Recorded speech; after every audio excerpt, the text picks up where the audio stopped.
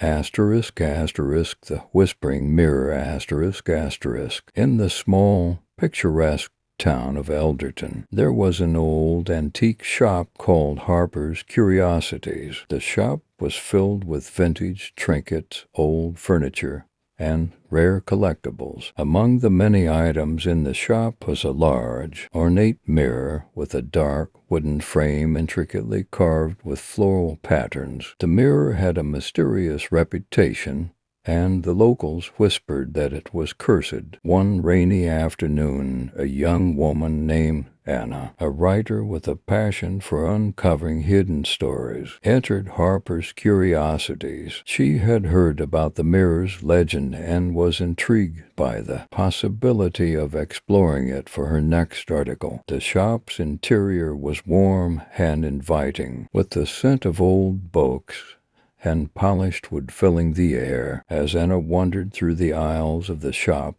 her eyes were drawn to the mirror. Its surface was tarnished, but the beauty of the frame was undeniable. She approached the mirror, and as she looked into it, she noticed that the reflection seemed oddly distorted, as if the glass was rippling like water. The shop's owner, Mr. Harper, noticed her interest and approached with a knowing smile. "Ah, I see you've found the whispering mirror," he said. "It's quite a fascinating piece, though it carries a bit of a dark reputation." Anna was intrigued. "What's the story behind it?" Mr. Harper's expression grew somber. "The mirror has been here for over a century. It once belonged to a woman named Eleanor Hawthorne, who lived in a grand house on the outskirts of town. She was a well-known socialite, but her life ended in tragedy." Mr. Harper continued. "Eleanor was married to a wealthy man, but she fell in love with another. When her husband discovered the affair, he was furious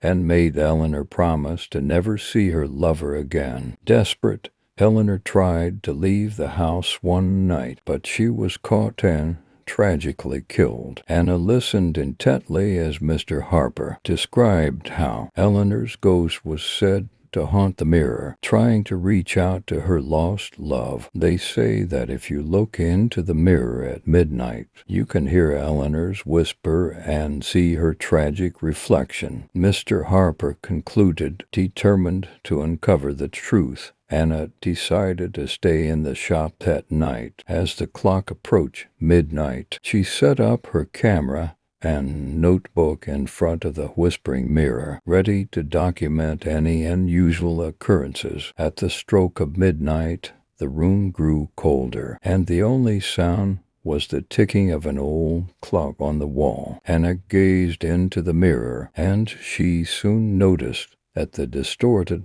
reflection began to shift and change. The room's features seemed to blur, and the reflection showed a grand, opulent ballroom instead of the cluttered shop. In the mirror's reflection, Anna saw a woman dressed in a beautiful gown, standing alone in the ballroom. The woman's face was filled with sadness, and she seemed to be staring at the mirror, her eyes pleading for something. "Please," the woman's voice came as a soft whisper. "Help me find him. I was wronged, and my love was lost." Anna took a deep breath and spoke to the reflection. "I know about your story, Eleanor. I'm here to help you." The reflection's sadness seemed to deepen. "I have been bound to this mirror by the sorrow of my unfulfilled love. I was never given the chance to say goodbye." With those words, the image in the mirror began to shimmer and change. The ballroom's opulence faded, and Anna saw a vision of Eleanor's final moments, a heartbreaking scene of Eleanor standing at a window, staring into the night as the rain poured down. Anna reached out to the mirror, her fingers brushing against the cold glass. "Is there anything I can do to help you find peace?" Eleanor's reflection seemed to brighten with hope. "There was a locket I was meant to give to my love, but it was lost on that fateful night. Find the locket, and you will find a way to set me free." With this revelation, the vision in the mirror faded,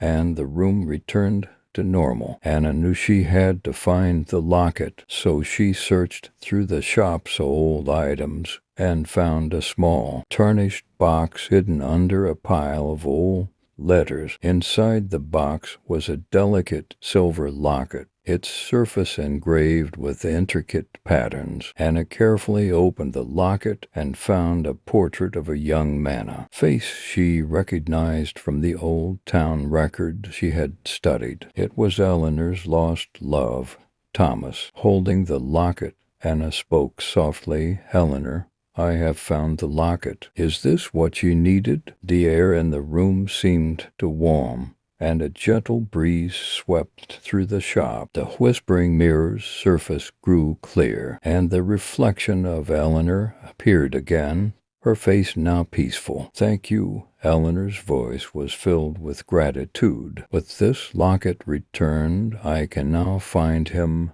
and be free from this sorrow." As Eleanor's spirit began to fade, the locket's light seemed to glow with a soft, serene light. The mirror's reflection showed a fleeting image of Eleanor and Thomas, reunited in a realm of peace. Before disappearing entirely, Anna left Harper's Curiosities with a sense of fulfillment, having played a part in resolving a long-forgotten tragedy. Her article about the Whispering Mirror and Eleanor's story was met with great interest, and it helped bring a new appreciation for the history of Elderton. The Whispering Mirror was eventually placed in a museum, not as an object of fear, but as a symbol of love's entrance and the possibility of finding peace after a lifetime of sorrow.